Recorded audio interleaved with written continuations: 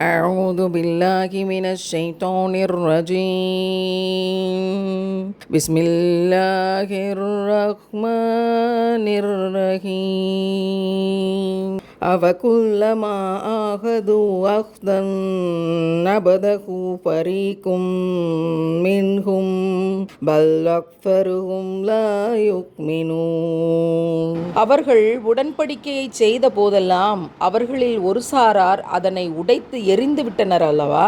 மாறாக அவர்களில் பெரும்பாலோர் விசுவாசிக்க மாட்டார்கள், ஈமான் கொள்ள மாட்டார்கள்.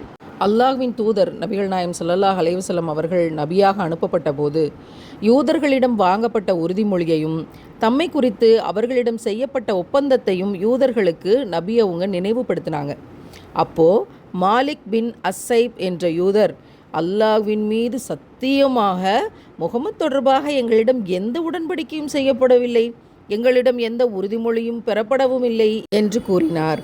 அப்போதுதான் உயர்ந்தோன் அல்லாஹ் அவர்கள் ஒப்பந்தம் செய்யும் போதெல்லாம் அவர்களில் ஒரு பிரிவினர் அதை தூக்கி எறிந்தனர் என்ற இந்த வசனத்தை அருளித்தந்தான். ஹசன் அல் பஸ்ரி ரஹ்மத்துல்லாஹ் அவங்க சொல்லும்போது, ஆம், இந்த பூமியில் அவர்கள் எதற்காக ஒப்பந்தம் செஞ்சிருந்தாலும் அதை அவர்கள் தூக்கி எறியாமலும் முறிக்காமல் இருந்ததே கிடையாது. ஒப்பந்தம் செய்வார்கள், நாளைக்கே அதை முறிப்பார்கள் அப்படின்னு சொல்கிறாங்க. தூக்கி எறிவது என்பது ஒப்பந்தத்தை உடைப்பது என்று கத்தாதா ரஹ்மத்துல்லாஹ் அவங்க இதற்கு விளக்கம் சொல்கிறாங்க. அத்து அலி அபுல் அஸ்வத் அத்து அலி அப்படிங்கிற ஒரு கவிஞர் இதை குறித்து எழுதியிருக்காங்களாம்.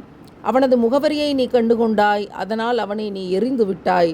உன் செருப்புகளில் இற்று போனதை நீ எறிவதைப் போல வேதத்தை தூக்கி எறிந்த வேதக்காரர்கள் என்று குறிப்பிட்டிருக்காங்க.